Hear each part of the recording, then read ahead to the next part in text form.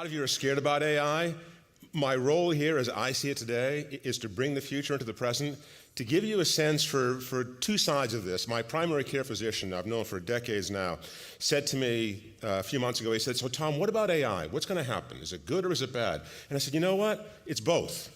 The bad will go like this, and hopefully the good will go like this. The two will both accelerate. But what we hope for, and what we hope for with every technology, is that the good outpaces the bad. So with every advance, there's a downside, there's an upside. What we see first, because we're humans, is we see the fear. And then we see the benefit. It's the way we're wired. We had to run from the beasts and hide in the caves. Our intuition, our ability to predict, was predicated on our ability to predict the fear, the threat, the risk of the future, and to run from it, to survive. And that's still the way we're wired. Human beings haven't changed in thousands of years. We're not going to change in the next thousands of years. But what has changed are the technologies with which we experience the world and we shape the world. We are 5 minutes into a 24-hour poker game. What you see of AI today is barely scratching the surface of what will be. And much of what's going to evolve, we're going to have to navigate together. The purpose of human consciousness is merely to predict the future. That is what we do. In every second of every day, we are predicting what's going to happen in the next second. So here's my question to you. If you take an organism that is designed to do nothing but predict the future, and you make the future so uncertain that that organism can no longer navigate that future, what does the organism do? What does it do? It shuts down. It panics. All the things that we feel today, the anxiety that we feel today as a society, it is because we can no longer adequately predict what's going to happen next. If you're a really smart organism, what's the next thing you do, though? This is where it gets interesting. What do you do next, other than medicate the anxiety? You build a tool to predict the future for you. That's what we're doing with AI. We cannot address the major problems that we face as a civilization, be they climate change or economic disparity, whatever, pick them, without that ability. So we're building a tool by which we can predict the future. The wild card is that this tool is not a tool.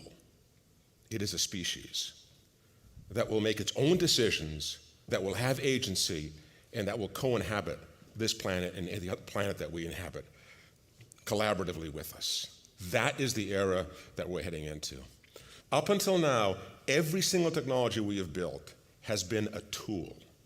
By tool, I mean that it is we that decide how to use, apply, and deploy it. It is we who are responsible for the actions of the tool.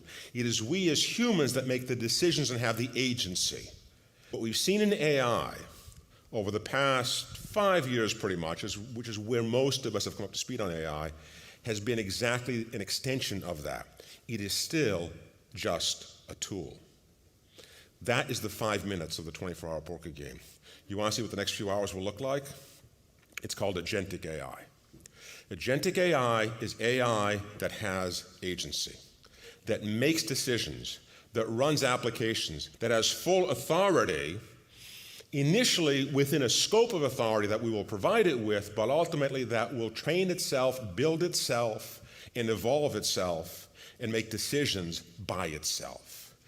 That is the greatest single benefit and value proposition of AI. It is not the LLMs, it's not the chat GPTs that you're playing around with today, that most of us are playing around with today. It is the agentic nature of AI to take over and start to do things that we otherwise do as humans. Beyond that, as agentic AI begins to take hold, two other things will be occurring. Artificial general intelligence, an AI that is truly as intelligent as any one of us, or the most intelligent among us, will evolve. That's going to happen within a 5 to 10 year time frame. 10 years is being very generous. And artificial superintelligence, an AI that is as intelligent as all of us combined, and by all of us I mean the entire globe, will begin to take shape. That's a longer horizon. 2040, 2050, some say 2045 is sort of the magic point at which time ASI will evolve. So we are living in the most extraordinary period of humanity's history. We've talked about finding alien life. We're building alien life. Up until now, we have consistently been able to upscale humans with relative ease. How do you upscale humans? You educate them. So if you look at the trajectory of K through 12 education and higher education across the globe, what we've seen are these dramatic increases in enrollments in graduates from higher education because we're upskilling humans as we get into more and more of a knowledge worker era. But what happens when that knowledge work goes away? What is the last bastion of humanity's value proposition? The agricultural revolution took a couple of hundred years. The industrial revolution, took 100 years, conservatively. This will take 10, 20 years. So we have to change our educational system.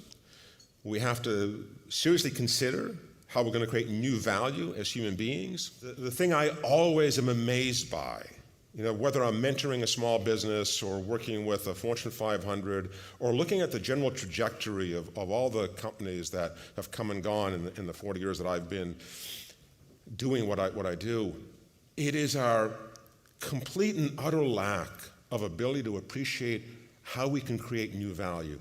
We always discount that. And yet we always do it. Yeah, it'll take some navigation. There'll be a lot of roadblocks along the way. There'll be some tragedy too. But we will figure it out because that's what we do as a species. We up our game each time that challenge comes along. AI will make us more human. It may do so somewhat begrudgingly on our part. In the process, we may push and scream and shout a bit and get dragged into the future, but I think it will make us more human. And we will look back on this 50 years down the road and say, wow, we were so in the muck and the mire and the weeds. It is so wonderful to be actually able to relate as humans at this elevated level that we've now achieved. Anyway, thank you so very much. Thank you.